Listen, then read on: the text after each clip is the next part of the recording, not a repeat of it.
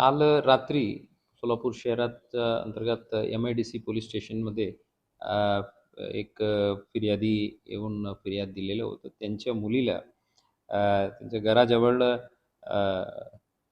नई जिंदगी भागात एक मद्रासा जे आहे तिथं शिक्षण देणारे जे मौलाना जे आहेत त्यांनी त्यांच्या मुलीला अ, काही अप्रिय स्पर्श केलेलं होतं म्हणून.